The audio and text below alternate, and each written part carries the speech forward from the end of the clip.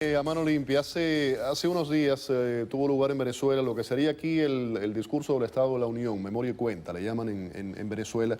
Y quiero que Edgar, me lo estaba contando en comerciales, pero quiero que ustedes tengan esa información, que lo comparta con todos ustedes. ¿Qué ocurrió afuera? Bueno, fíjate, así como tú tenías una bancada oficialista, al cual Ramos Alup les dio unas directrices claras de unos 20 frases contundentes, que lo vimos después en fotografía, ellos prestándole molestos pero atención al presidente de la Asamblea Nacional, afuera ocurría algo todavía mucho más curioso.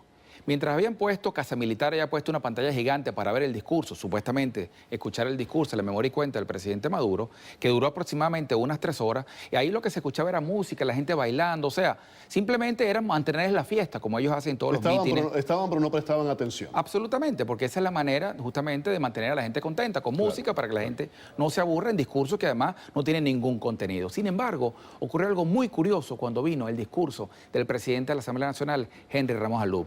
El silencio y la atención que prestó, incluso los miembros de Casa Militar y todo ese chavismo radical pagado, porque esas son barras pagadas que van a ese efecto, fue prestándole atención a esos 30 minutos promedio que duró ese discurso. ¿Por qué? Porque además de un mensaje de contenido, era un mensaje de dirección en relación a lo que es justamente una de las funciones de la Asamblea Nacional, que es auditar, que es decirle al gobierno, al Ejecutivo Nacional, las cosas que tienen que enmendar. Y eso es una muestra que ya el mensaje de la oposición está penetrando y está filtrando en grupos incluso altamente radicales dentro del chavismo. Lo que necesita el chavismo, lo que necesita el Partido Socialista Unido de Venezuela, lejos de este par de dirigentes, este par de monigotes como son Nicolás Maduro y Diosdado Cabello, es justamente un liderazgo serio que encamine a aproximadamente ese 15% de ese sector que en este momento anda a la deriva. Es como un barco que anda sin timón y que necesita justamente un liderazgo que enrumbe ese país primero al diálogo y que obviamente lo impulse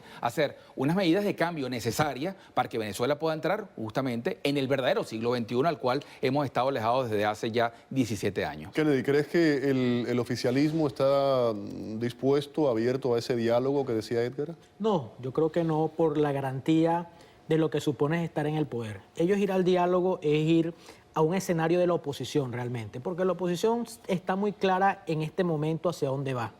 Y la oposición está tan clara que efectivamente lo que dice Edgar es muy cierto. O sea, ahorita la pausa política en el país la ha dado Henry Ramos. Y allí es la dirección donde se están dando las cosas en el país. Tanto es así que ya el narcodiputado Cabello, por ejemplo, ya no es la misma audiencia que lo sigue.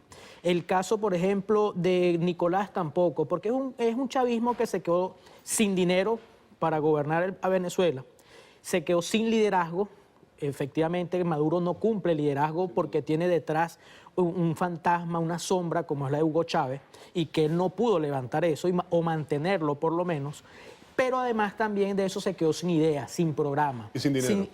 Claro, y sin soluciones, porque los venezolanos si no van a entender en algún momento, y lo están entendiendo creo yo, que si con un barril de petróleo a $100 no pudieron solventar y solucionar cosas puntuales en el país, como el tema de, por ejemplo, una deuda social que cada día es más abismal, menos lo va a hacer ahora con $1, con un petróleo a 24, 20 dólares, creo que va a quedar. ¿Crees que la Asamblea va a poder funcionar como debe ser, como es debido, o van a seguir poniéndole obstáculos? No, por eso los obstáculos repito, los van a seguir poniendo, sí, los van a seguir pero poniendo. van a poder hacer su trabajo Yo como debe creo ser. que sí, va a llegar un momento en el cual el país se va a institucionalizar y va a empezar por la Asamblea Nacional, porque la Asamblea Nacional tiene todo ahorita el dominio político del país. Es decir, desde la Asamblea nacen las derivaciones de los demás poderes. Asigna el Consejo Nacional Electoral, asigna el Poder Republicano, asigna al Tribunal Supremo de Justicia a los magistrados. Es decir, el control político, además, la auditoría y la contraloría que debe llevar ahorita el Ejecutivo Nacional, que efectivamente tiene que nacer desde la Asamblea Nacional. Y eso no lo van a poder parar ellos de ninguna manera, al menos que se declare ya una dictadura mucho más frontal, pues. Edgar, el tema de PDVSA es principal fuente financiera del país. Hay una investigación en camino. ¿Qué puede pasar ahí? Bueno, mire, en primer lugar, no es que es el principal. prácticamente es la única fuente de ingresos del país. Estamos frente a una catástrofe financiera de prácticamente una crisis humanitaria. Se habla de corrupción y además la caja no cuadra, ¿no? Bueno, la corrupción arranca con el gobierno, o sea, desde que Hugo Chávez entra al poder y prácticamente los fondos pasan directamente de Petróleos de Venezuela a Miraflores, sin incluso pasar por el Banco Central ni por ningún órgano de auditoría, es lo que muestra que cómo se manejan las finanzas. Ahora, el problema no es hacer un decreto de emergencia nacional, porque en efecto no lo va a aprobar. Esta Asamblea Nacional, olvídense, no va a aprobar ese decreto de emergencia, que es solamente otra ley habilitante disimulada, disfrazada, y además es justamente para terminar de expropiar todo aquello que queda productivo en el país. Caso contrario, tratarán justamente de decir de que por culpa de esta asamblea opositora no se lograron los beneficios. Pero es que el que hay que decretar en emergencia es al gobierno. Claro. Si este gobierno sin ningún tipo de oposición nos llevó al fondo fiscal que estamos ahorita, con una PDVSA, como decía Kennedy, que estaba obviamente con unos ingresos fortalecidos, pero ahora con todo lo que ha salido en los últimos 2 años, de la corrupción en los distintos bancos, en Andorra, en Panamá, en España, ahora incluso se descubrió en estos días nada más y nada menos que $4 millones al hijo de un embajador de España. Edgar, tengo que irme, lamentablemente, no tengo mucho más tiempo. Te agradezco, perdóname que te corte así. Seguiremos en otro programa, claro, porque sí, esta historia continúa, Félix. Muchísimas gracias por la invitación. Gracias por haber estado aquí. Gracias a ti. Gracias. Vamos a la pausa, volvemos.